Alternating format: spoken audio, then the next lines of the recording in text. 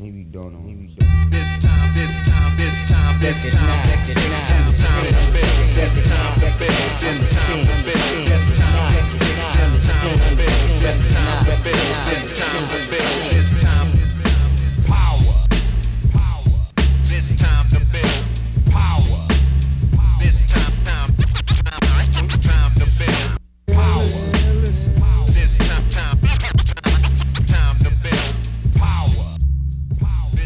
What's up, everybody? I'm your host, Chris Hampton. Welcome to episode 147 of the Power Company Podcast, brought to you by PowerCompanyClimbing.com. I just returned home to Lander from my 3-week loop, and my voice is slowly but surely recovering. You can probably hear some of the gravelly still in there. It's getting there, and I'm feeling good, and I've got a million things to do. And at least 999,000 of them I'm excited about. So yeah, some of it's grunt work. That's just the way it goes. But I'm excited about the things that are coming. First off, we have 2 open spots for our Empowered seminar this December at Crux Conditioning in Chattanooga. If you haven't heard the episode about Empowered and you think you might be interested, go listen to it. It's a seminar for the self-coached climber, and we are essentially helping you come up with a plan, a better plan, how to decide what to work on, and how to fit that into your busy schedules. And all of our coaches will be in attendance, as well as our data analyst, Dale, to talk about your assessment results and to, again, help you all build a better plan for yourself long term. So if you're interested, there are links right there in your pocket supercomputer in the show notes. Go to those, get registered. Next announcement, we've already announced the next Performance Climbing Coach Seminar. It's going to be in Ottawa, Canada. So if you're interested, especially after listening to this episode, which is with one of my colleagues for the Performance Climbing Coach Seminar, then you should go get registered now. Early bird pricing is available. That's at performanceclimbingcoach.com, or you can find a link right there in your pocket supercomputer in the show notes. All right, today's guest, who many of you have been waiting patiently for, some of you impatiently, is Dr. Tyler Nelson from Camp for Human Performance. Tyler is a good friend of mine and one of my colleagues at the Performance Climbing Coach Seminar, and he's built this incredible, excited following on the social media based around the data collection and looking at research and applying it to climbing. So it's largely a science-based approach to training for climbing. And I think it's massively valuable. He's done several episodes over on Training Beta with another colleague of mine, Neely Quinn, and there's some really great info in those, so you should go check those out. But the reason I wanted to talk to Tyler specifically was to provide some context into what he's doing, how he's using it, when he's using it. He gets so excited that he puts so many things out there and people eat it up, as they should. But not having context can lead to, at best, not using the protocols, the exercises in a useful way. And at worst, I feel as if not having context for how, when, why you should use a specific exercise or protocol can be harmful. So I really value having that context, and I wanted to provide it for all of you. Of course, we get into a few other things as well. We discuss ways that you can look through the research, ways that you can parse out the better information and understand what it is that you're looking at. We also go into some of the more well-established research around tendons and what that means for you and how to use that research. Now, one thing I just want to keep in mind here is that pretty much all of the tendon research has been done on patellar tendons or, more common injuries for people. Almost nothing on climbing and finger tendons or elbows, specific to climbers anyway. So there is, some level of guessing when we are applying that research over to climbers. And does that mean you shouldn't do it? No, not at all. That's not at all what it means. It just means that the science isn't saying this is how it works for climbers. We as coaches are taking that information and then making educated guesses on how we believe that will affect us. So basically, you have to take it all with at least a small grain of salt. Tyler and I recorded this episode while sitting at the Donut Distillery in Nashville, Tennessee. So big thanks to the Donut Distillery for having us. And if you're a donut connoisseur like we are, those mini donuts at the Donut Distillery are amazing. Go do it. You'll thank me, I promise. One last order of business before we get into this. There was a winner on the Instagram. We chose a winner who gets the Tyler Nelson Training TNT Donut shirt. You'll get a 12-pack of donuts from your local spot. You'll also get a pack of circuit tape from us, as well as our sticker pack, including our donut sticker. And you will learn who you are at the end of the show. So listen through, and I will talk to you on the other side. Let's get into this. I think there's enough science to be of interest. It's certainly worth trying out, and I don't know, again, there's not really a downside, so try things and see how they respond, and then wait for science to catch up. This time to build power. This time to build power. This time to build power.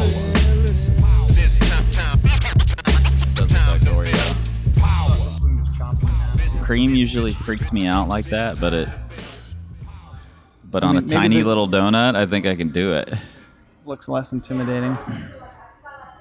And I can just chop. All right, so we're sitting here at the Donut Distillery in Nashville. Tyler went on a donut shop searching rampage trying to find the best one. And this one has not only donuts and coffee, but also beer, craft beers. So we might just be here the entire day. We don't even have to leave. In the bathroom, there was an advertisement that says, buy a beer, get a 3-pack of donuts for free. Oh, shit. 4 p.m. to 7 p.m., that's the happy hour special. This is either the best place to drink or the worst place to drink. I'm not sure which. Either way, if you're passing through East Nashville, it's worth checking out. We're going to sit here and eat donuts and talk about climbing harder. I don't know if the two go hand in hand, but I don't know that they're exclusive either. Definitely not exclusive. So you've been doing tons of, first off, you read a ridiculous amount of research. I can't even fucking fathom how you get through all the research that you read.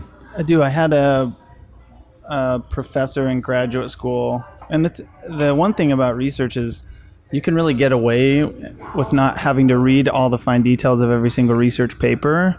A lot of times I will go on PubMed and search for topics that I'm interested in and look at the abstracts.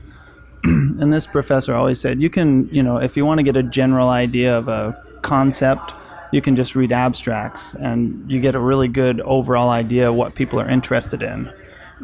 So sometimes I'll do that, but I'll really narrow it down to review papers, which are definitely the most relevant and the most comprehensive. So reviewing other studies. Yeah, systematic review papers are experts in the field, and the experts will go through and they will collect all papers on a topic, and they'll read the methods and make sure they're actually of good quality, and then they'll take the ones that are good and they will read those papers and they will make a statement about all of the papers that are relevant, and then they'll get rid of all the garbage. So it really does all the work for you. Yeah, that's smart. When there are people who are doing these systematic review papers, do you look for things that are relevant to just rock climbing, or are you looking for mostly tendon stuff? How do you decide what you're going to dig into deeper? Just really depends on what I'm interested in. There's not a lot of systematic reviews on rock climbing specifically, but things that are relevant to our sport that I'm interested in, like tendon health and loading, is one of those things. Concentric, eccentric, and isometric types of muscle contractions are another relevant thing that's useful for training.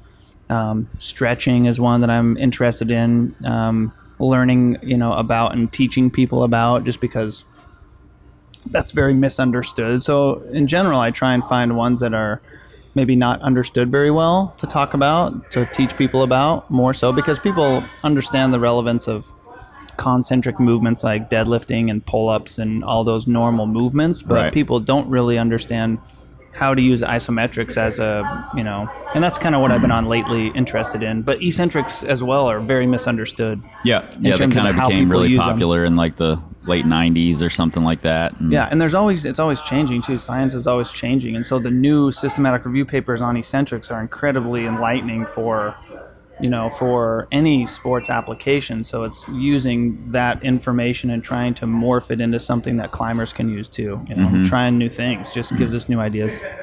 Yeah, you mentioned that there aren't many climbing papers or systematic reviews on climbing. And one of the beefs I've had with climbing research, I'm also discovering, is a beef that I have with quite a bit of research that's out there. And I guess it's a necessary thing, but when the N is so small, like a lot of climbing papers might have an N of 7 or something, and I'm seeing a lot bigger studies that are done with just like an N of 12 or something like that. So does it matter? Do you look at how big the study was? And are there any big studies on this type of stuff? There's not necessarily on climbing per se. Some of the retrospective papers that Volker, Schoeffel has done, and those guys have big cohorts of data where they use large groups of people and then make estimates on them, but they're not real randomized controlled trials necessarily. Right. But any systematic review paper that you read will do that for you, and they will pick out the ones with the larger sample size, and they will try and make their best statement on those papers that have a good sample size. So that's kind of why I always tell people in the courses that I teach, like, go to systematic reviews. If you're not familiar with the topic and you really want to learn about it, don't just search tendon health or stretching and performance on Google Scholar. You're going to find something that supports what you think. Right. And it's really easy to say, oh, this is study says exactly what I want. This is great. But that could, unless you have the skill set and knowledge base to really go through and sift through the details. Right. You can find anything you want. And patience. Yeah, and time and patience to do it. And so the systematic reviews are a really good place to start. And you could even just read the abstract and the conclusion, and then some of the tables in the middle, and you could learn a ton of information about a topic. Where are you finding these, and is there a better place than another to search for them? I have a membership through the NSCA, so the Journal of Strength Conditioning Research is a pretty good journal in the States, and that one I pay for that membership. But there's all sorts of open access papers, which mean they're free. And so even using PubMed, you can limit your search to papers that are free. Right. So you can literally search for a topic, and it'll bring up papers that are open access. And you just add systematic review into and then there's also another bar where you can do review or systematic review, and that'll do the same thing. It'll narrow it down for you. Cool. When you're looking through all these papers and the stuff you put on Instagram gets people really excited, and you're highlighting and underlining and trying to take things that you're seeing in these papers and add them into your training somehow.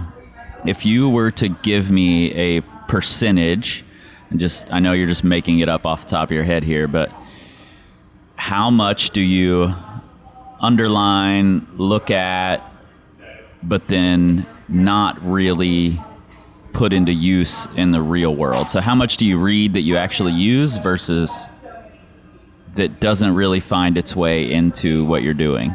Quite a bit, because I'm pretty comfortable with understanding these topics, like especially for tendons. Like I did my master's thesis on tendon health and rehab, so I know that literature pretty good and the concept's pretty good. So when I read new things that I talk about, I usually change what I do pretty regularly. Like the whole stiffness protocol that I was talking about last week or the week before was a new paper that I found on adolescents talking about how to train tendon stiffness.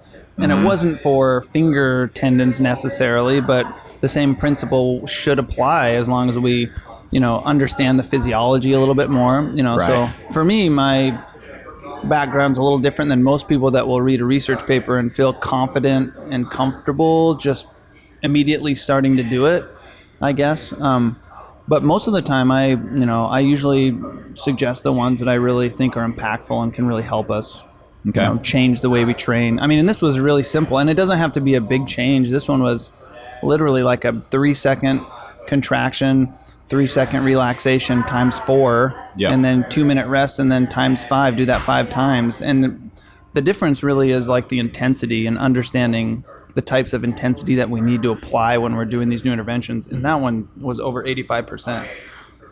So being able to target a percentage of a maximum contraction and then the actual time under tension relaxation, is how we can do new things in the future for climbing, and try new things. And then someone will be interested to study it, and then we'll do studies on it, kind of thing, So in general, I think research is kind of created by practitioners in the field trying new things, that seem relevant. And then people are like, oh, we should study that. So yeah, that's kind of how I've felt about it for a while. And I've spent quite a bit of time trying to put together an episode that is kind of both a celebration and a warning about research, because it's very easy to, like you said, just try to find your hypothesis and prove it via paper.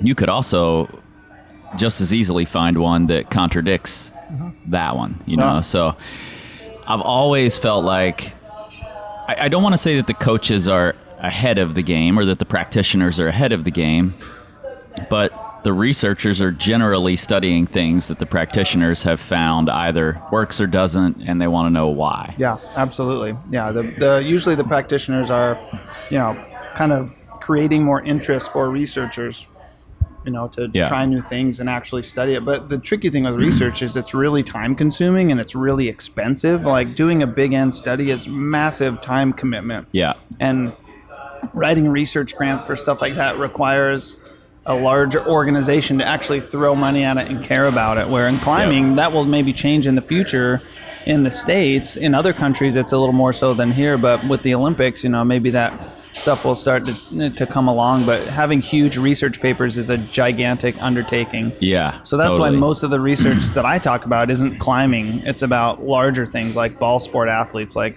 most of the tendon research has been on the knee and the Achilles. And they're very different than the finger flexors, but they're made of the same material. We just have to be, kind of not timid, but we need to be more maybe selective with how we apply the same principles to climbing. But the only way we can do it is try and see what happens. I usually try all this stuff on myself before to make sure it seems applicable and I'm not going to hurt someone. But Yeah, totally. And, I think it's really easy and this is something I try to be really careful of, but it's hard to put something on Instagram that you're excited about and then have people, it's very easy to take that stuff out of context, And do you worry about that when you're putting all this stuff online at all, that people are going to take it out of context? Or are you just pretty sure that most of it's safe anyway and at least just as good as what we're already doing? So yeah, most of it should be equal in terms of its intensity and risk, but just a slight maybe variation on either the velocity or the intensity or The other thing recently that I've been talking about is like these long duration isometrics to failure. Right. Like climbers do that all the time on Right. the wall, only you're actually slapping for a hold, so you're adding velocity into it. So that's more risky than hanging on to something statically. And people have tried this before. I know lots of climbers that have done really long extended hangboard routines. Yep, totally. And doing it because they maybe saw a benefit from it, but maybe not understanding why it would be beneficial. Yep. So for me, interested for me is my background is like very, biological and physiological in that sense, where we can really understand why you would do that. And it actually makes quite a bit of sense in some contexts. So trying to maybe shed light on why we do things that we've done before and Yep. maybe bring those back seems relevant. Yeah, and I think, I hear a lot of people, everybody has their own bias about what works, what doesn't, what's dangerous, what's not. And I hear lots of people complain isn't necessarily the right word, but caution against a lot of the training protocols that frankly are safer than just getting on a steep woody and pulling on little plastic crimps. Yeah. Yeah. Climbing, because of exactly what you just said, there's all this intensity, we're adding in all this velocity, and it's, a pretty uncontrolled movement. A lot of the time, we're not even exactly sure what position our body's going to end up in, and we're just trying really hard, pulling on holds that are flexing, on wood that's flexing, jumping to these things. That's way less safe than hangboarding or isometric lock-offs or almost any of the stuff that any of us are showing on our Instagrams. Yeah. Absolutely, for sure. Climbing, like, even from just the last couple weeks, the temperature's been good in Salt Lake, outside bouldering, like my shoulders both are sore as hell. Yeah. And I've been doing tons of training, and my shoulders have not been sore at all. It takes a couple days trying super hard outside, getting excited, not even that many like attempts on a movement, but you're just like, the excitement level is higher, you try harder, there's the velocity component, right? Like we can definitely and do exert more maximum force when we're climbing on a project because of all those factors. So the training component, really is just in my opinion, a preparation of your tissues for being able to try harder outside, is kind of what I view training as. Just a way to make your tissues tolerant of high levels of force. So then when you go do it outside, your potential for injury is much lower. Yep. Are there any cautions that you use against looking at specific research? Are there things you steer clear of just because of your experience with it? I think anything that's in a review paper, I think is totally worth reading, as long as it's relevant to the sport. I don't like we've already mentioned, small sample sizes. Small N's are no bueno.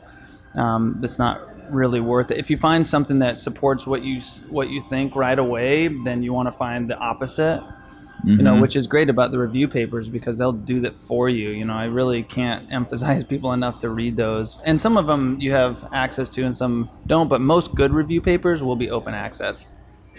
So yeah, I usually caution people from finding too many things that support what they already believe. I'm trying to challenge that a little bit, which is really hard to do. It's hard for me to do even. Yeah, I like the idea of these review papers for that reason. Yeah. Because you're not going out there with your hypothesis in mind. Yeah. And saying, I just want to prove this, Yeah. Or I want to see proof of this. Like if there's a good review paper or multiple review papers on a topic, like on isometrics, there's like 3 or 4 really good ones. And what they say in those papers, if they're supportive of that type of intervention, then it's not bullshit for sure. Maybe it's not as specific as we want for a specific sport, but it's definitely not bullshit. Where if you search something like I always do this kind of as a joke on voodoo flossing. There's zero research on that kind of stuff. Right. So when people ask me about it, I'm like, I don't really know anything about it because there's no good platform for me to read about it because I have no idea. Someone just made that shit up. Right. So those I usually caution away from things like that and lean people into things that have at least been studied that researchers care about. Yeah, and I appreciate that approach. I tend toward more of a I also pay pretty close attention to the anecdotal interventions that people are coming up with, using, deciding that they work, whatever. And while voodoo floss has never really done anything for me, I know lots of people who swear by it. So I'm like, if you're feeling like it works for you and it's helping, then continue to do it.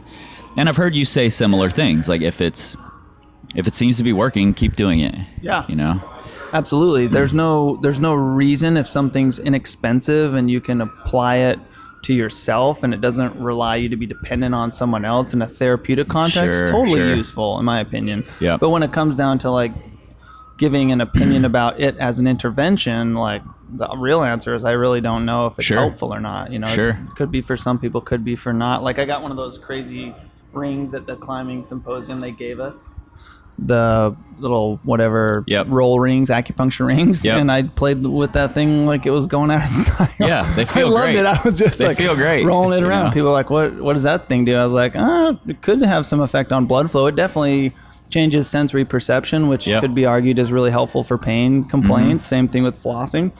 So, I think there's lots of, things that people can do that I don't think are useless by any means, that, but there's not a lot of reason to believe that they're doing a whole lot either. Right. So. Totally.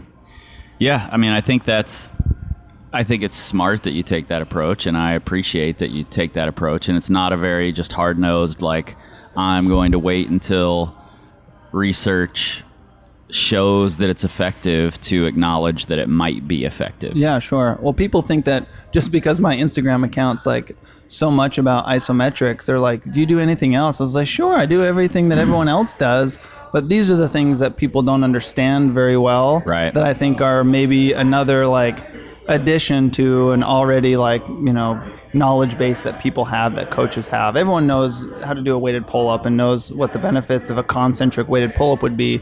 But are the outcomes of high intensity or long duration one arm isometric to failure the same? Are they different? Like, and then trying those things out. I would argue in a lot of contexts they would produce the exact same outcome. Sure. With a different type of stimulus. So having that variation is always so important for people, and having lots of options is great because there's so many ways to get to the exact same goal and outcome, and having more tools is never a bad thing.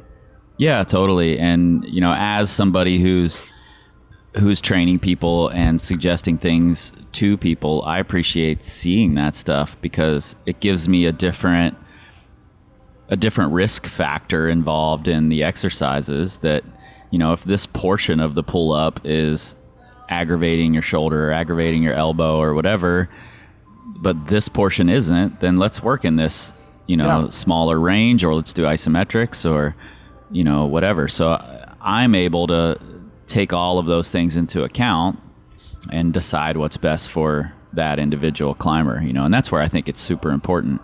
You just said that you do all of the other things too, and then you're experimenting with this stuff and playing with this stuff.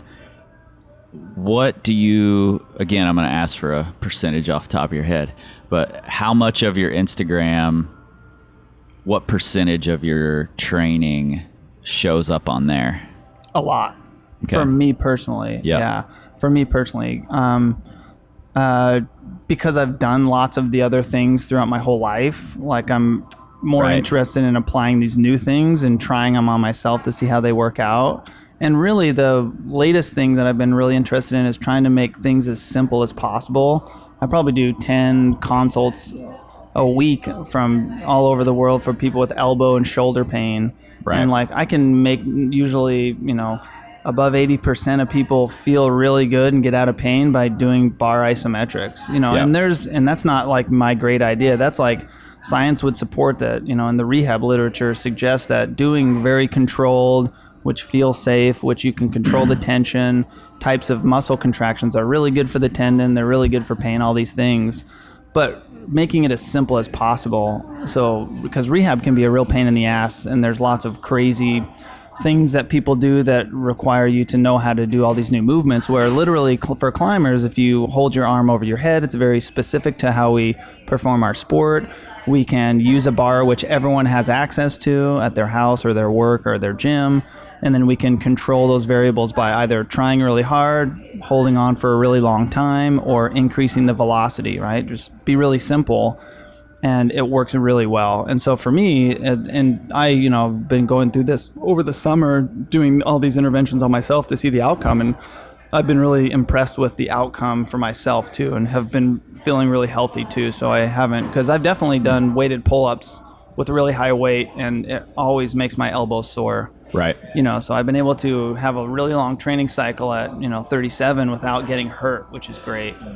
Which.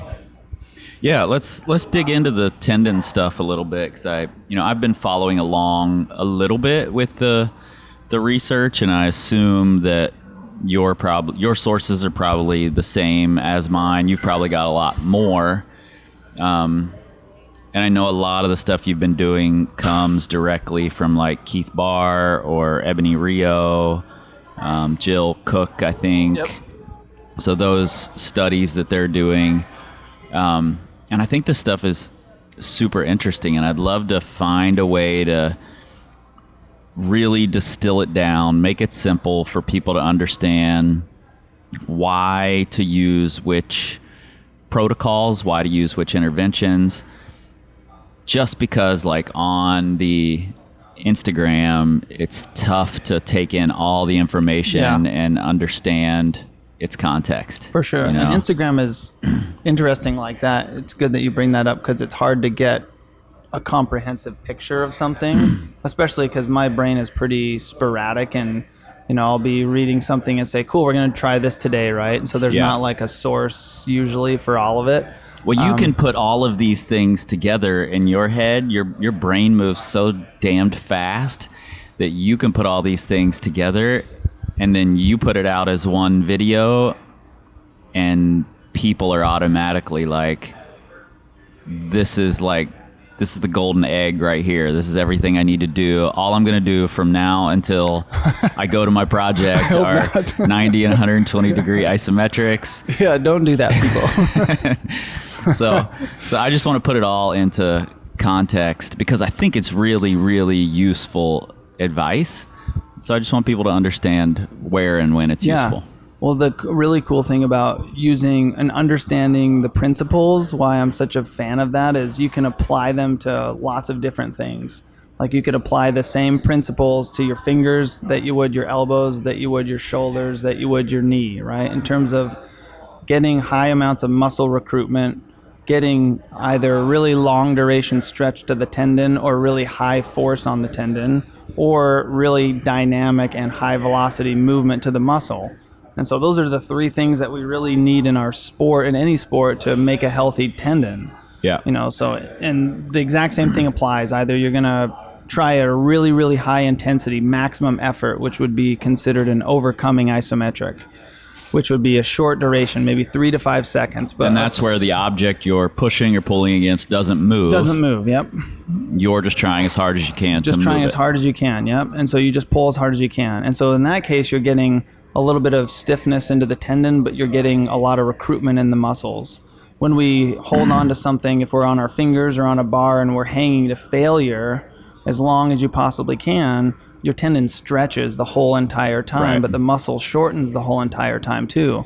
So that also is good for recruitment, but that's really good for your tendon density, because the individual fibers in your tendon slide next to each other, these little units called fascicles, and then they break apart their bonds, and then they grow back stronger. Right. So that's when we're doing long duration things, we're breaking cross links. Yeah, you break the cross links, and then hopefully, as long as you get enough rest and water and nutrition, they grow back stronger, and Right. they'll create more bonds, right? And so kids that have been doing climbing their whole life have way more dense tendons than someone like myself that started climbing at 20. Right. So that's kind of a very slow, long-term goal of any athlete in any tendon, to get density in their tendon. Right. So if doing these long duration hangs builds density, breaks down the cross links, the idea is to make them grow back stronger. But these short, higher velocity hangs create more cross links. Is that right? And they stiffen the tendon. Yep. Why use one over the other? Because they both sound like they're making you stronger. Right.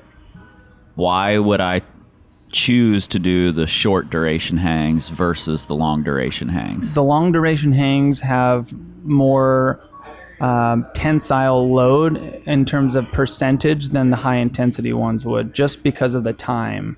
Because you think of like a 5-second versus a 30-second movement. During the 30-second, you can guarantee that you're using the whole tendon. Or during the 5-second, you might be using 90%, 80% of the tendon, maybe not the whole thing.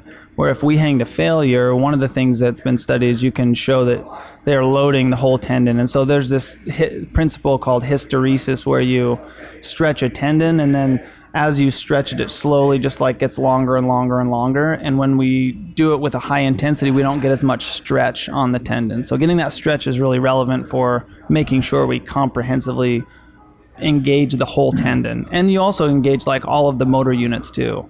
Like it's very much like BFR almost when you hang to failure, because you go through the whole motor unit pool as you hang on, because they asynchronously contract, and then eventually they're all fatigued. So you're using even the small and the large ones during a movement. So why do the short duration hangs at all? If this is recruiting all the motor units, if this is, working the entire tendon, why would we do the short duration hangs? Because it's more like a sport where you don't have as much time to hang on, right? You can't hang on for 30 seconds before you do another move. You have to train the tendon and the muscles to recruit together more efficiently. So in terms of like a rehab, a good example for a rehab setting is, let's say you have 10% of your tissue injured, 10% of your tendon. When you grab on and you pull really high intensity, there's no guarantee that you're not going to use that small 10% that's injured during that movement. Or if you're doing like something higher velocity, there's no guarantee. It's maybe likely you will. But if you're doing a slow controlled isometric, you can be pretty sure that you're going to use 90% of the healthy tissue. So in that context, you would use a longer duration one because you're using more of your total tendon capacity. Right. And so the same principle would apply with the strength training. But density is really good for like the health overall of your tendons. And then you also want to train. That's why none of those are perfect by themselves, and you need to train the muscle tendon unit to be stiff and function together. And that's what a recruitment one would be like.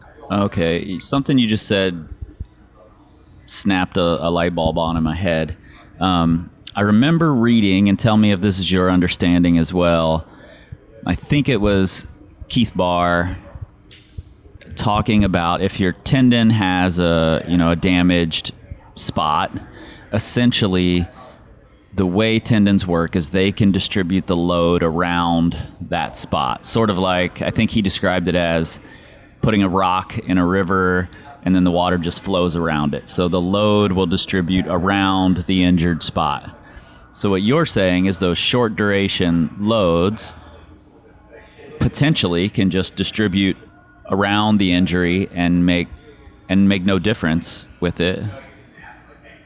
Whereas if you do these long duration hangs, you're far more likely to target the injured spot and load it, which is what tendons like. They want to be loaded. Right.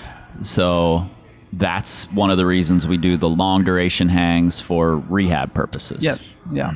Yeah. Because you want to, the only way we can tell the tendon what to do, so to speak, is to get the load either of moderate. And so the science on the isometrics was a 40 to 70% MVIC, which is just the max voluntary isometric contraction percentage. If you take that to failure, then what we do is we change the shape of the cells that live between the individual collagen fibers, which signal to the immune system, back to the brain, that we need better anabolic response to try and, build healthier tendons. And so the science is pretty inconclusive if it's a central core tendon injury, if those ever heal or not. Right. So even if they don't heal, then the best option we have is to maintain the health of the remaining tendon that's not injured. Sure. So either way, And I was just reading a paper yesterday or the day before on biologics, on stem cell injections for tendons, because those seem very promising and very cool and very high tech, and they are definitely not better than loading a tendon. Right. And the other thing that's so cool about tendons is like there's tons of protocols. When I was in graduate school, the Alfredson protocol was the best, and that was the eccentric load protocol. Right. But now the heavy resistance. And that's what kind of became popular in the 90s. And so everyone says, my elbow hurts, I'm doing eccentrics. And I say, great. The one thing that eccentrics, isometrics, and heavy resistance tendon loading protocols all have that are the same is the intensity. All of them have a high intensity. So it doesn't really matter how you do it. It's really just an intensity thing. So when it comes to like doing the eccentrics, I did that in grad school. It's a huge pain in the ass to like set up and do an eccentric only and then let go and then set up an eccentric. So the bar, using the isometrics on the bar is just so much more simple, is why I kind of cater towards that more than other protocols. Sure.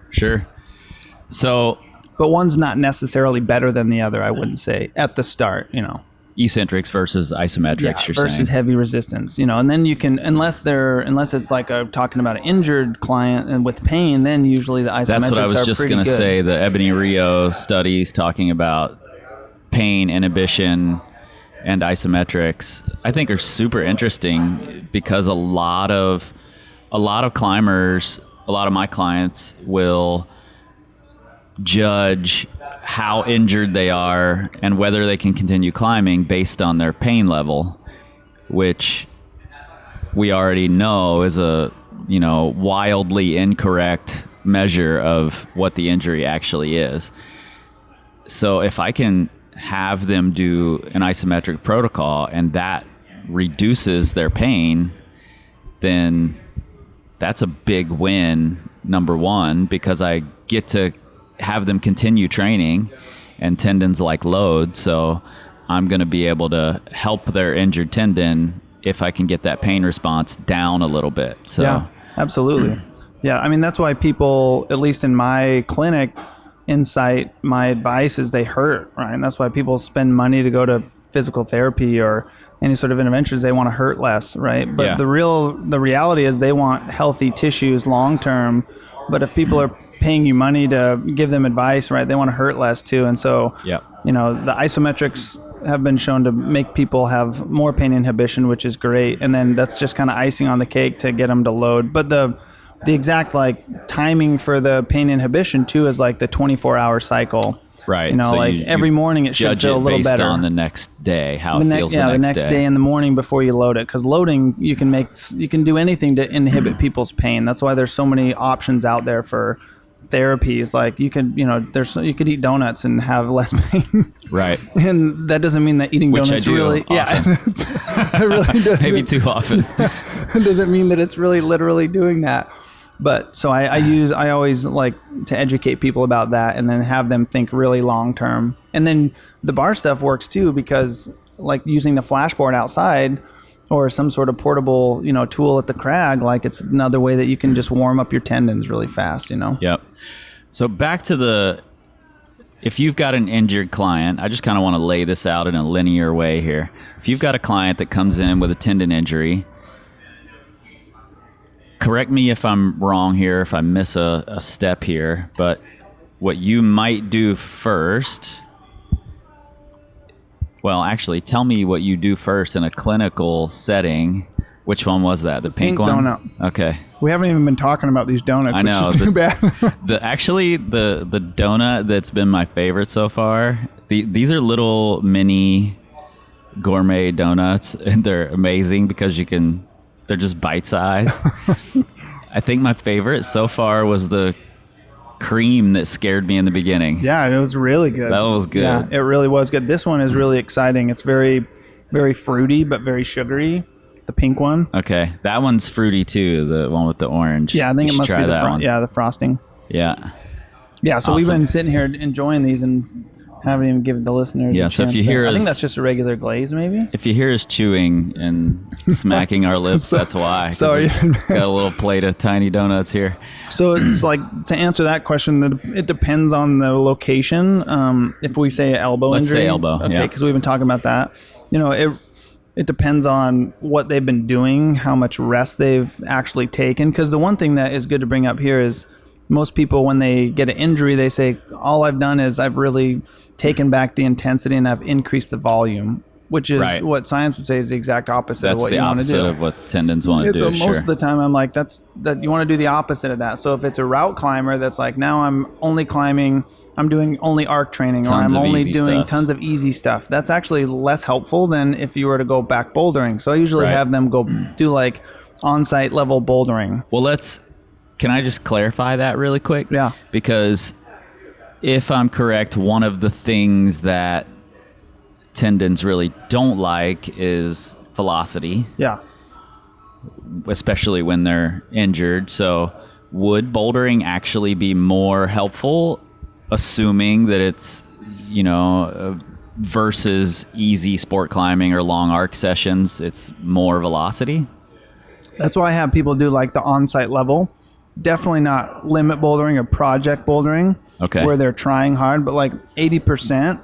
Like, I mean, you could climb, V5 pretty easily and controlled without a lot of velocity. Unless it's on a moon board. Yeah. So unless it's on the moon board. So finding an intensity they can still climb that doesn't require them to do lots of big dynamic moves. And I definitely tell people, avoid dynamic moves and avoid latching on very quickly. Yeah. But you can still climb because taking someone out of their sport emotionally and psychologically is really stressful, and that tends to be worse on pain, and it's really not worse on the tendon. Tendons are performance limiting injuries. They're not season ending injuries for the most part, unless maybe it's a pulley. So people will notice a performance deficit more than they will notice that they can't do stuff. So having them do a little bit makes a lot of sense, and then educating them why they're doing that also makes a lot of sense. Because lots of low volume climbing just dehydrates their tendons, and it's not enough load to really make a change on the cellular level, so it's just not worth doing in general. And then I'll have them, depending on whether they've taken time off or if they've been climbing on it still, each case is so different. But then we'll, get them on some sort of loading program where they can, do it frequently, because the general consensus is high intensity, high frequency. And so you can get the intensity in a bunch of different ways that we've talked about a little bit already, and then just kind of start programming from there. Okay. And when we're looking to load the injured tendon, we already talked about tendons don't like velocity. They also don't like compressive loads, right? Mm-hmm. So we're looking to lengthen the tendon while we're loading it. Is that correct? Yeah, well, you can lengthen the tendon while you're loading it, or you can just load it at a long muscle length as well. Okay. So in the elbow, you could, and up front, you could start with loading it slowly, like on the bar. If your chin's over the bar and you're loading eccentrically into extension. Yeah. Or you could just do a long muscle length at 120 to 140 degrees and either hang to failure or try and pull hard from that position. That works as well. That tends to be more pain inhibitory than the lowering modality. But yeah, it's starting to load it like right away. And the other reason why I think the pull-up bar works good is most people can do it multiple times per day. You know, there's a lot of reason to think that you could do it every couple hours. You could do a couple hangs, and that would be okay for your tissue.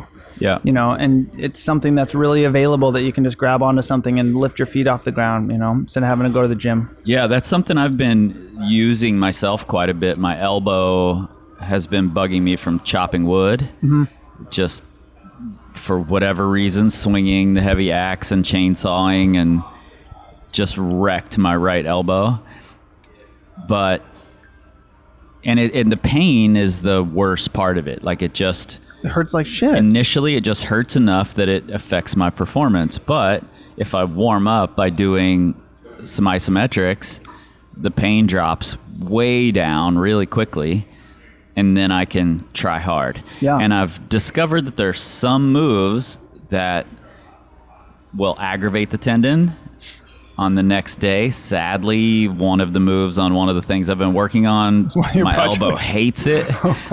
So when I try that problem, the next morning my elbow's like, what the fuck did you do? Yeah. But then there are other problems that are just as hard that don't aggravate it at all, and it feels better the next morning. Right. So yeah, that's the exact same thing that's happened to me on that bouldering project I'm doing right now.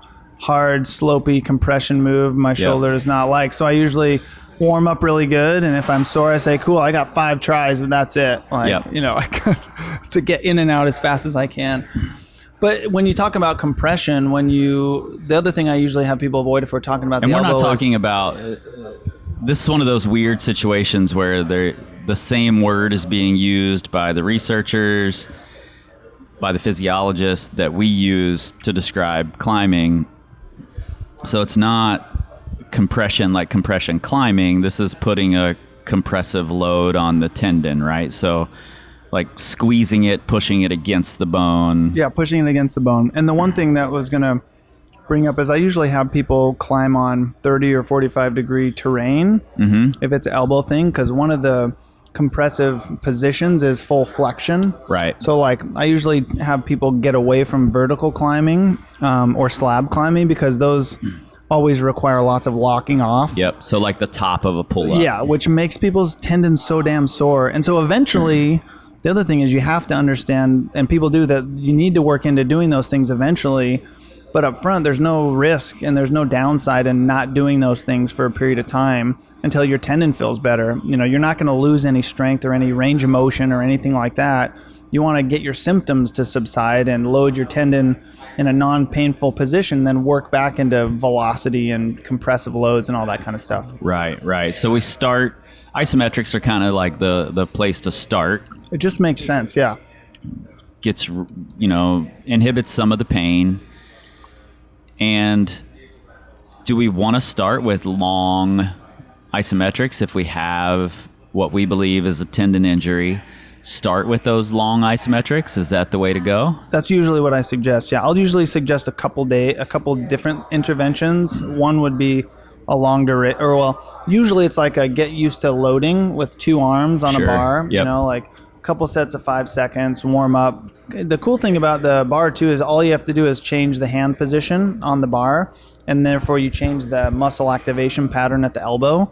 So because it's really hard to know exactly which tendon might be aggravated in the elbow. So are we looking for the position that aggravates it more?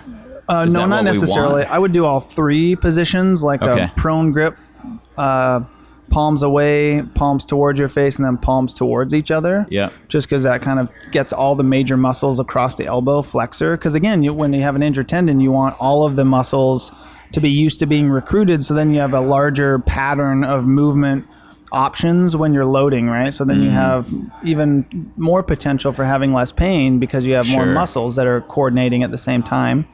And so I'll have them do a couple arm hangs to get warmed up really good, then try a couple 1-arm hangs. And then you can do some long duration hangs to failure with 2 arms or 1 arm, but it really depends on how much the athlete can, hang and tolerate that kind of stuff if it's an elbow thing. Yeah, one of the things I don't like about the go to failure is that some climbers can only hold that position for 3 seconds. And I remember reading in the research, or maybe I heard Keith Barr say it somewhere, that 30 seconds is kind of a good time. It's where most of what we're looking for has already happened, and anything beyond that 30-second window roughly is just giving you really marginal gain. Yeah, the last paper was 30 to 45s, but that range. But yeah, somewhere in that range. And so in that case, if someone can't hold 1 arm, they would do 2 arms for 30 to 45 seconds. Yeah. Usually the range I give her 20 to 40 seconds, all right. And if we need to add assistance, a toe on somewhere, or... Yep, that's fine. Or you can even just hang and load your feet on a wall, or stand and load into your tendon. Yep. Yeah, but that's a good point. The range I think was, it's always confusing to get the ranges, but I think it was like 40 to 70% or 30 to 70% MVIC, which is not very high, which is great, because that's kind of where I was thinking for the fingers. I was like, man, if we could train our fingers at 40% effort for 30 to 45 seconds, like that seems like a pretty good thing for the pulleys. So I've been trying that a lot on myself, and it's been pretty productive. I've been pretty excited about it in those positions that maybe are hard for people that are more stressful.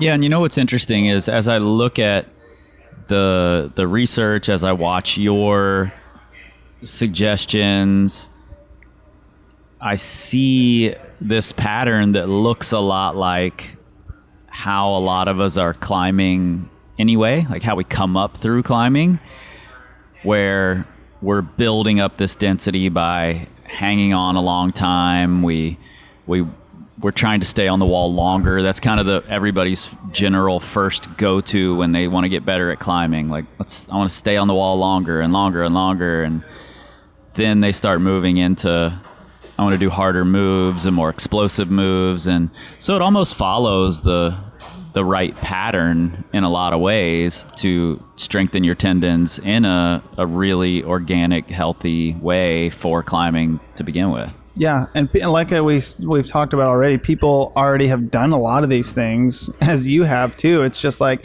but now maybe understanding why is relevant, because then we can maybe understand when we wouldn't need an intervention or would include a different type of intervention, maybe to stay healthy, right? So we don't get, because the one thing that's so hard to know is when do you switch things up and when do you, because that's the downside of using a social platform to talk about new things is you get so many questions that are specific. And my answer is always like, when we went to that Ava Lopez thing, was like, I don't know you. Unless you want to talk on the phone, I really can't give you, my suggestions are very general and principle based, because like there's no way to know for each individual. So, that's why I've always been a fan of like trying to have as much principle education as it is like prescriptive stuff for people, which, it's hard to know. Yeah, totally. So just what I want to do is maybe take a break. I'm going to get another coffee. We can eat a couple donuts. And then I want to come back and talk a little bit about the more recent research on collagen. Is it helpful? Is it not? What do we actually know about it? And not collagen, but supplementing your collagen. Obviously, collagen is helpful, but supplementing it, what that looks like and what we actually know and what we don't know. But before that, just really quick, while I've got people's ear, what this sort of linear idea of rehabbing a tendon should look like should be start with isometrics, get the pain down, slowly build up into tolerating more load and then more movement. Generally speaking, slower, more controlled movement, concentric, eccentric, and then moving into more plyometric, faster, dynamic movement as it can tolerate it. Yep. But resting it for a long period of time is there's usually not an option for any minor tendon injury. Yeah, no, it's usually not that helpful. Yeah. And, this has been studied a ton in other sports in the knee, and the, ultrasounds would show that there's 15% degraded tissue maybe in a patellar tendon that's been aggravated for years. Right. But there's still 85% healthy tissue. So most of the time they're like, load the tissue. Yep. So in general, disuse is never a good strategy for collagen because it doesn't know what to do. Yep. Other than if you apply mechanical load to it. You literally use it or lose it in the game of collagen health and tendon health. Yeah, and I think that anecdotally, I've never seen anyone who had a tendon injury take a break and come back and not just re-injure it almost immediately and end up in the exact same place. Yeah, and people are just pissed because they'll come back to climbing and it'll hurt right away. Yep. And then they're like, my tendon still hurts and I took a month off. I'll say, well, no shit. What did you expect it to happen? Right. You did the exact wrong thing for your tendon. You didn't tell it what to do. So it has, and then the brain gets involved with, the last thing you did was load your tendon and it hurts. So your brain remembers that. Sure. So you're just not prepared to load it again. Yeah. So don't be afraid to progressively load your tendons even when they're injured. Yep. They're built for load. It's what they want. And, I heard Ebony Rio say something really interesting, and I'm glad she said it, was that she often is looking to bring the pain down just to a tolerable level in high-level athletes, because a lot of them are operating with pain of some sort almost all the time. And if you can just bring it down to their normal level, then they can perform at the level that they want to perform at. So, you know, the top level athletes aren't just always staying perfectly healthy. I don't even like using the word healthy for that, but they're operating with pain quite often. Yeah. And continue to perform at a really high level. So yeah, it's very unrealistic in general for humans to assume, you know, there's some really cool neuroscience books about pain that I was interested in right when I was out of graduate school that talk about, like, until morphine was invented, humans never had the idea what living a life without pain was like. Oh, sure. Like back in the old days, man, you hurt or you drank whiskey for it. You know, there's like no option. So they would always use these substances to try and numb it a little bit.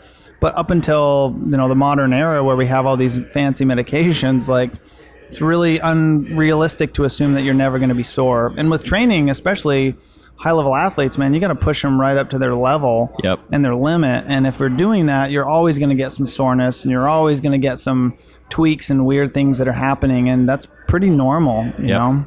So, like, as a clinician, I spend most of my time, the most valuable thing that I can do for patients is educate them, like, hands down, better than any therapy.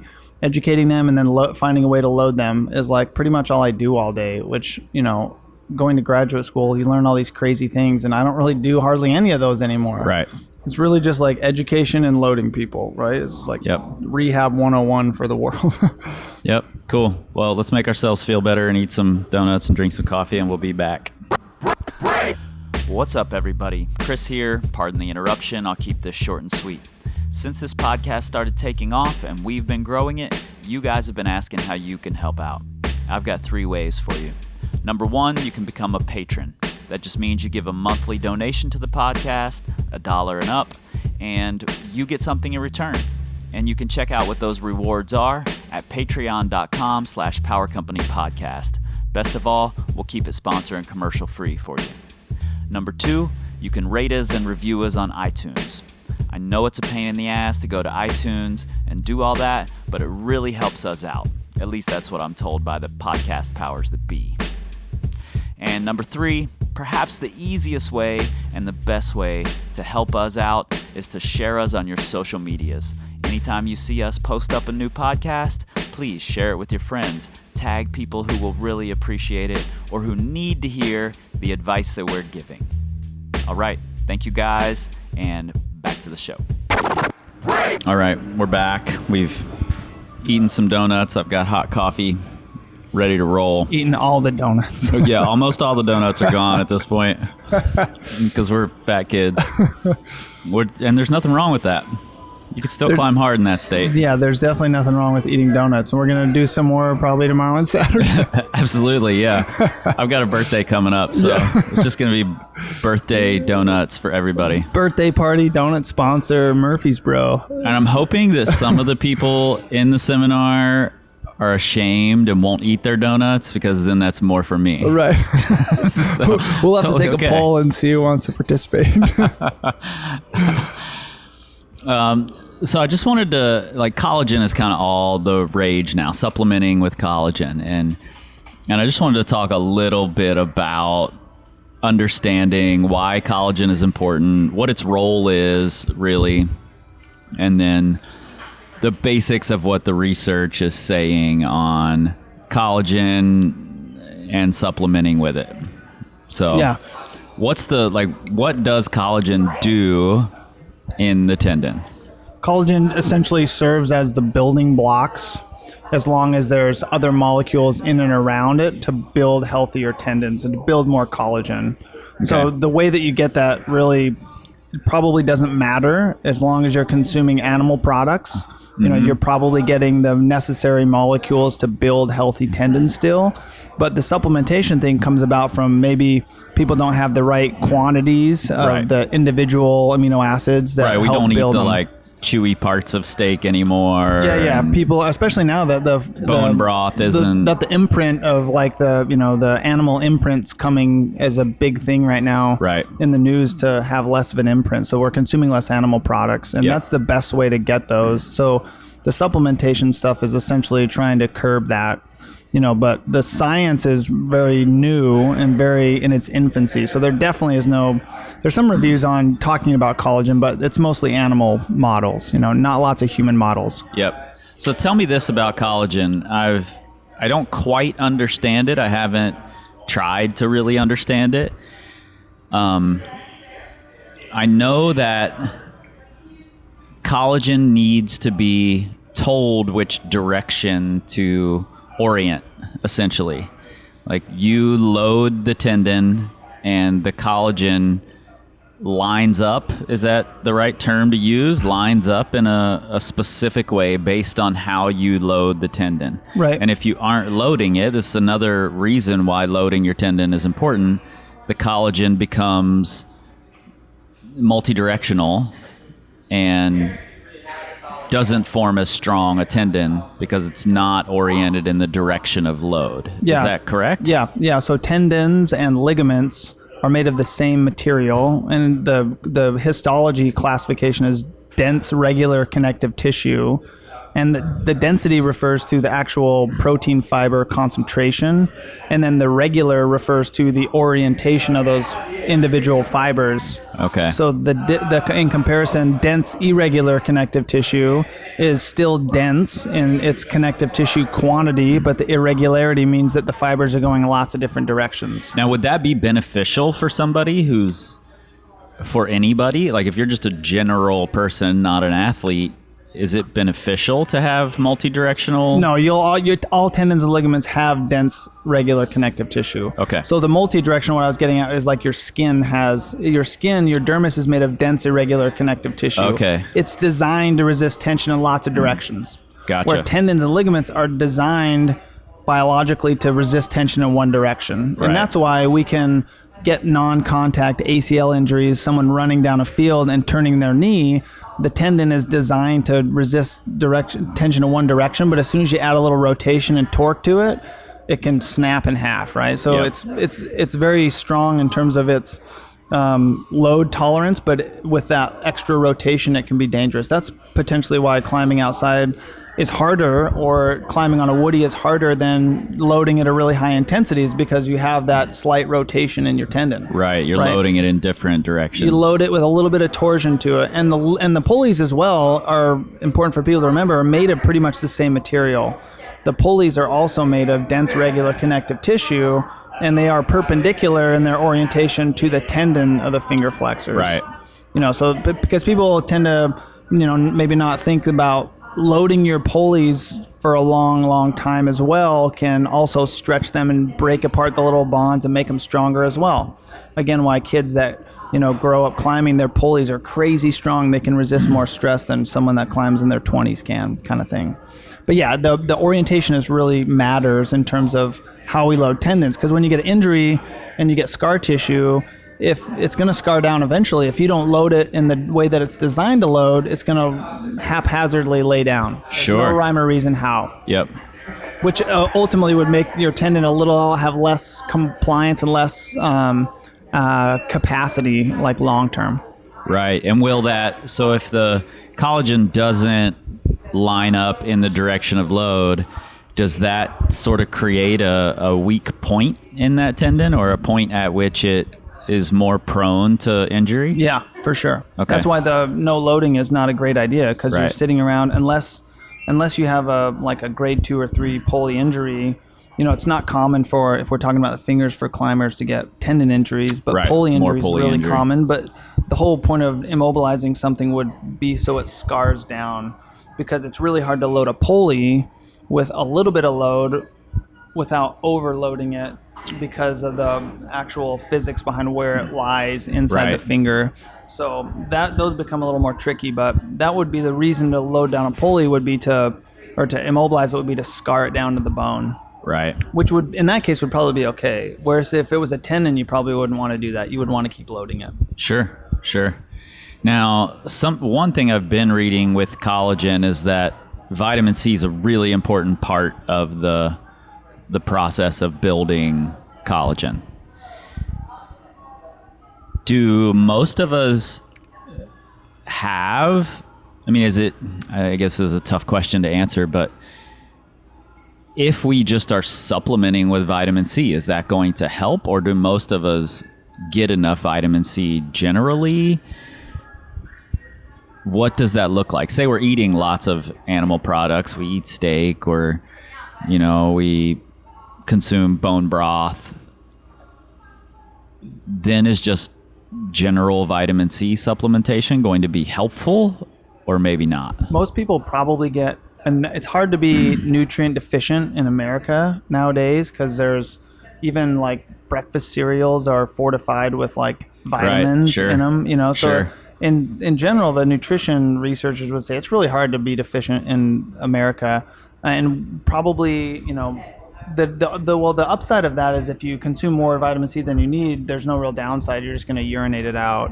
So it's not really risky in that sense. The argument comes from consuming collagen and vitamin C on an empty stomach has to do with the hydraulic mechanism to get it into your system. So if you get something in your system on an empty stomach and it gets in your circulatory system, the only way your tendons get things in and out of them is by loading them and unloading them and creating this movement of water across the membrane that either pushes So almost like a things out or sponge sucks squeezing back it in and out. Yeah, Is that exactly. right? So every time you load your tendons, you push water out, and then when you release, you suck it back in. So the argument for the loading that Barr and those guys did was, 30 minutes before, they showed a greater quantity of these substances in the circulatory system before they loaded the tendon. And so, that's just really anecdotal. That's one of those examples where, who knows, like maybe 10, 15 years from now, we'll have really good human studies on tendon health. But right now, it's kind of like, let's try it and see what happens, right? The downside is not really big. So that's where that idea comes from, though, is being able to suck in the molecules necessary to build stronger tendons, and this, and in the hopes that they will end up in your tendon where you want them, right? But there's no good way to guarantee that's going to happen, I guess is the way to say it. Yeah. So the protocol you're talking about that Barr and those guys did in their study was something like loading with a collagen supplement and vitamin C 30 minutes or so prior to a really short bout of submaximal effort exercise in that, or loading of that tendon. Just tendon loading. Just tendon strain. It doesn't have to be high. It just is literally like a warm-up routine almost for your fingers, just pumping water in and out of the tendon. It's pretty simple. And so I think the argument that, if any supplement would do that, and any vitamin C quantity would do that as well. People that I talk to that have injuries, I say, there's not really a lot of downside to doing that as an intervention. It might help you, it might not. Worst case scenario, you spend money that, you didn't need to spend. It's not overly expensive, buying bulk collagen, and vitamin C is obviously not expensive. So, I'm not conclusive in terms of saying this for sure is going to be helpful for people, but I don't think there's really any downside either. Are there other upsides to doing more frequent? There's definitely upsides to loading the tendon for sure. And I'm not sure that there's more upsides for the supplementation though necessarily. Right. But for the loading, there's great use. It's just more mechanical loading, right? Like high frequency loading is always healthy for your tissues. Yep. Do you see an upside to doing that type of submaximal loading, that same sort of like short, almost warm-up workout, do it early in the day, do it late in the day, whatever, separate from your normal session? Are there other upsides to that? For injured people, sure. For non-injured people, probably not as much. Like I have them do those as a warm-up before they climb. I think that makes sense. Because really the whole point of warming up is blood flow and hydration of your tendon. That's the only reason we need to warm up, get the sliding mechanism working. But in general, like and I'm a big fan of doing multiple day types of trainings, but usually my interventions at the other time during the day are of higher intensity or of longer duration. Sure. Not warm up intensity necessarily. Yep. Okay. And I know, or I've heard, and I'm not sure if there's more recent research, and I know this isn't your field of specialty, but have you seen any research yet that compares collagen to just a protein supplement? Because I know that I've heard Keith Barr talk about we don't really know if taking a supplemental collagen, a hydrolyzed collagen or whatever is any better than just taking a normal protein supplement or bone broth or whatever. Right. No, I don't. That science doesn't really exist that I'm aware of.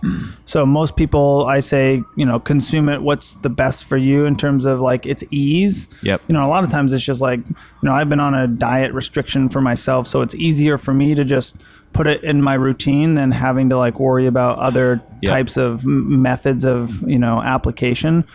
So no, I don't think there's any good argument to suggest that one is better than the other at this point. Yeah, and I think that is I think you just made a good argument for taking the collagen supplement just because it's easy. Most of us have busy fucking lives, and to be able to give something a real chance, you want to do it consistently. Yeah. And maybe the best way to do that is, having the supplement. I do use Gnarly's protein supplements pretty often.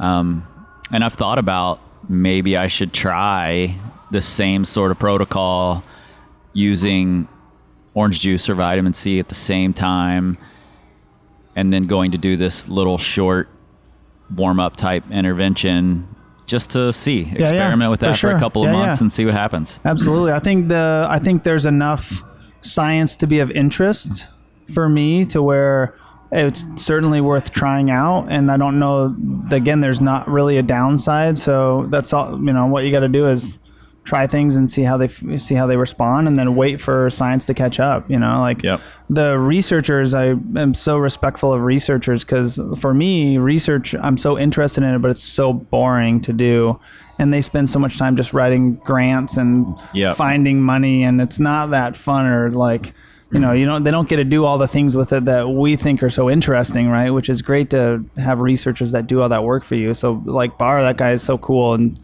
like they do such good work that we're excited to see what comes out. But they'll come out with some new stuff, because having healthy tissues is the number one cause of disability in the lower extremity is arthritis in the knee, right? And rotator cuffs in the shoulder. So if we can find ways to make our tissues healthier, that's benefits everyone. That's great. Yeah, and it just means we're going to be able to climb better for longer, and really that's what everybody listening to this right now is interested in. We don't care if we're in wheelchairs and can't walk when we're 65 as long as we can rock climb while we're 50. People want to try hard, and people want to not be in pain pretty much, and be able to go hang out with their people. Cool. Well, I appreciate you being willing to just say, the research isn't the end all. Sometimes we need to experiment and try things, and be willing to see what works. I appreciate an evidence informed approach, but I also think that anecdote and just trying things is really, really important, and is a massive part of how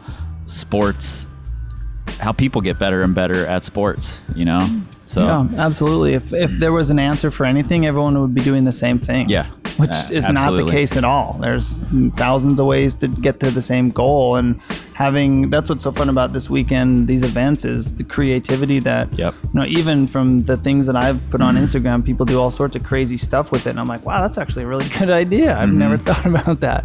So it's really putting things out for people to be able to practice with and use their own creativity, which is really cool. Yeah. Well, man, thanks for sharing your psych and motivation for the science and the research, and adding that component in an excited way, because like you said, it can be a really boring thing to think about and to consider and to apply.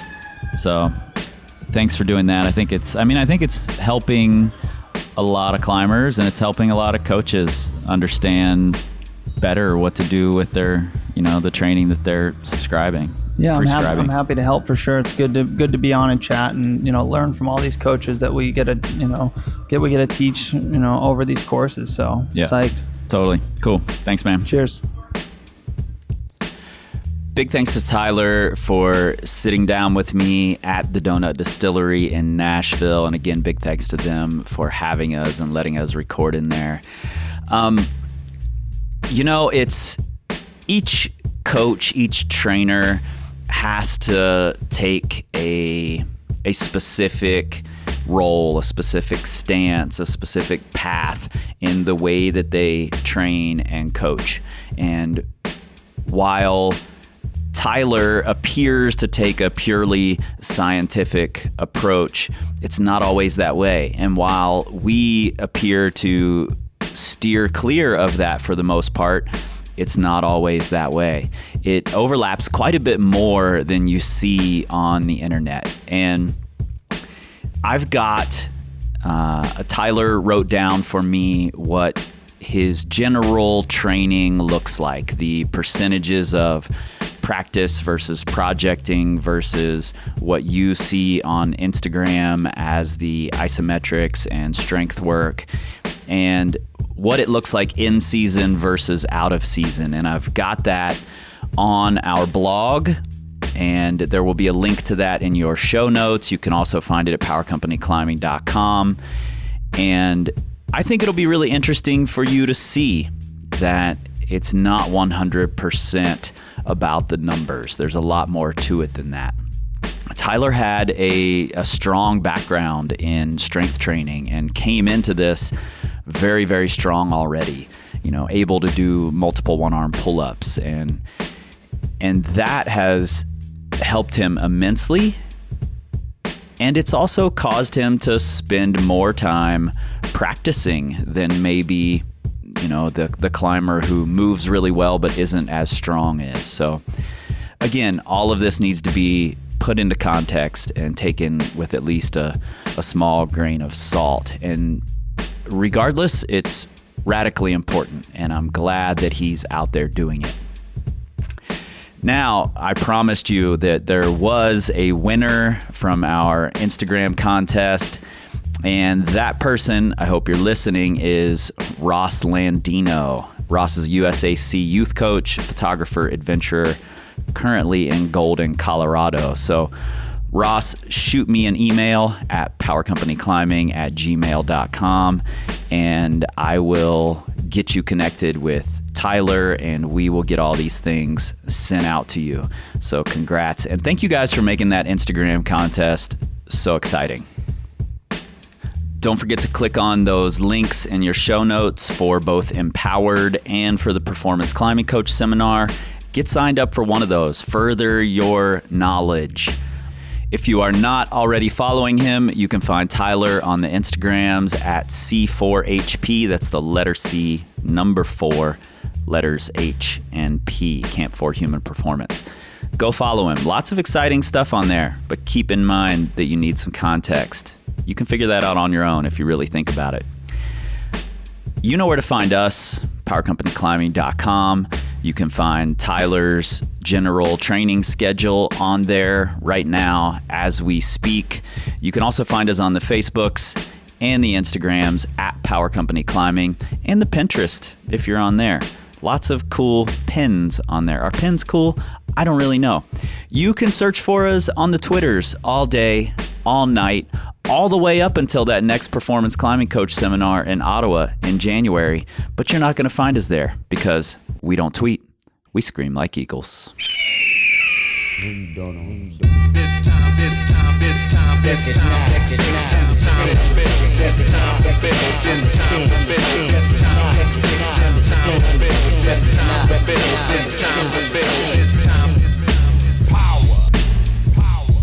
This time to build power. This time to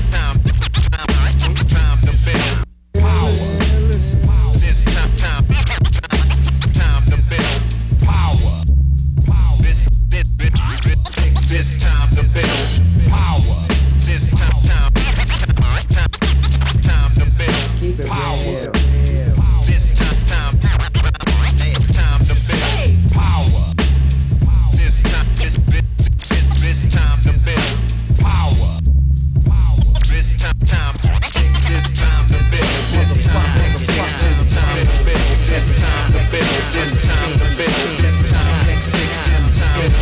This time to build. This time